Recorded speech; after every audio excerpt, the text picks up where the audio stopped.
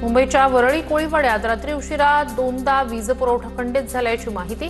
रात्री 1 ते 2 आणि पहाटे 4 पासून वीज पुरवठा नसल्यानं नागरिकांचा संताप। सतत वीज खंडित होत असल्यामुळे नागरिकांमध्ये रोष।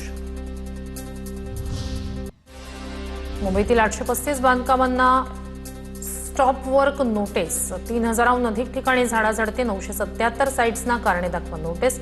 मुंबईतील प्रदूषणाला आळा घालण्यासाठी पालिकेचे प्रयत्न। मुंबईतील मेट्रो वनच्या सेवेला 12 वर्ष पूर्ण। वर्सोवा ते घाटकोपर दरम्यान धावणाऱ्या मुंबई मेट्रो वनची प्रवासी संख्या 125 कोटींवर। एका दिवसात 5.79 लाख प्रवाशांच्या प्रवासाचा विक्रम। अवैध प्रवासी वाहतुकीला आळा घालण्यासाठी एसटीची कठोर पावलं। एसटीच्या मुंबई विभागातील सर्व बस डेपोंच्या 200 मीटर परिसरात नो पार्किंग झोन तयार करणार। खासगी वाहनांना प्रवेश रोखण्यात येणार। 15 जूनपर्यंत कारवाईची धडक मोहीम राबवली जाणार।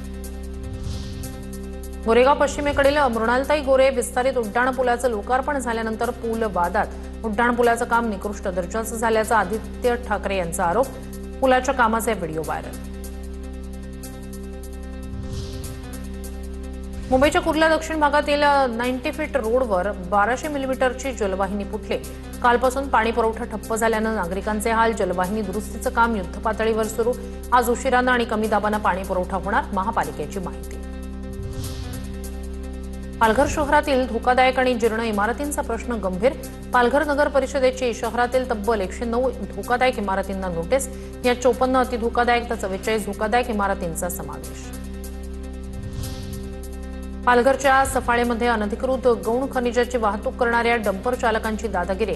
डंपर वाहतुकीचं चित्रीकरण करणाऱ्या एका तरुणाला मारहाण। जीवे मारण्याची धमकी। सफाळे पोलीस ठाण्यात गुन्हा दाखल।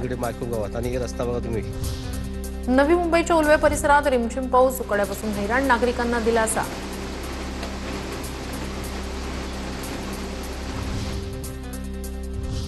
आता पाहणार आहोत टॉप 9 बातम्या पुणे जिल्ह्यातल्या। पीएमपीएमएलच्या प्रत्येक बसमध्ये सीसीटीव्ही कॅमेरे बसवले जाणार। पीएमपीएमएलचे संचालक महेश आव्हाड यांची माहिती।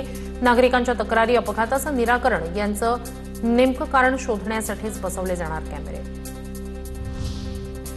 पुण्याच्या पुरंदर विमानतळासाठी आतापर्यंत 60% भूसंपादन पूर्ण। 900 कोटींचं वाटप करण्यात आल्याची माहिती।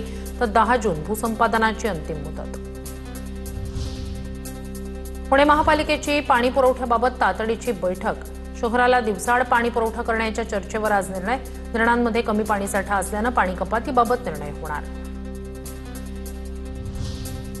पुणे रेल्वे विभागाची मान्सूनपूर्व कामं पूर्ण झाल्याचा दावा। रुळावर पाणी साचणं, दरड कोसळणं, सिग्नल यंत्रणेत बिघाड ही कामं पूर्ण झाल्याचा दावा।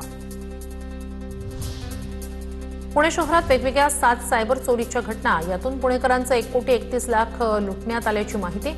आमिष दाखवून घातला जातोय गंडा। डॉक्टरकडे लवकर नंबर लागावा यासाठी तरुणीनं पीएसआय असल्याचा केला बनाव। पुण्यातील कॅम्प परिसरातील प्रकार। समीना इनामदार असं तोतया पीएसआय मुलीचं नाव। डॉक्टरला संशय आल्यानंतर त्यानं तक्रार केल्यावर मुलीवर गुन्हा दाखल। पुण्याच्या भोरमधील तांभाड मादगुडीवाडी परिसरातल्या शेतातील अनेक विजेचे खांब वाकलेल्या अवस्थेत। वादळी वाऱ्यासह पावसामुळे पोल कोसळून मोठी दुर्घटना होऊन जीवितहानी होण्याची शक्यता। प्रशासन दखल घेत नसल्यानं नागरिकांचा संताप। पुण्याच्या मुळशी तालुक्यात शेतकऱ्यांनी केली सोयाबीन पीक सामूहिक बीज प्रक्रिया आणि उगवण क्षमता चाचणी। कृषी विभाग आणि पाणी फाउंडेशनचा एकत्रित उपक्रम। तालुक्यातील लवडे येथे करण्यात आला उपक्रम। पुण्याच्या भोरमधील नगरपालिकेच्या राजमाता जलतरण तलावातील पाणी अस्वच्छ। पाण्याची दुर्गंधी येत असल्याची नागरिकांची तक्रार। नागरिकांनी तक्रार करताच नगराध्यक्ष रामचंद्र आवारे यांनी तलावाची केली पाहणी। ठेकेदाराला तलावातील पाणी नियमित स्वच्छ करण्याच्या सूचना।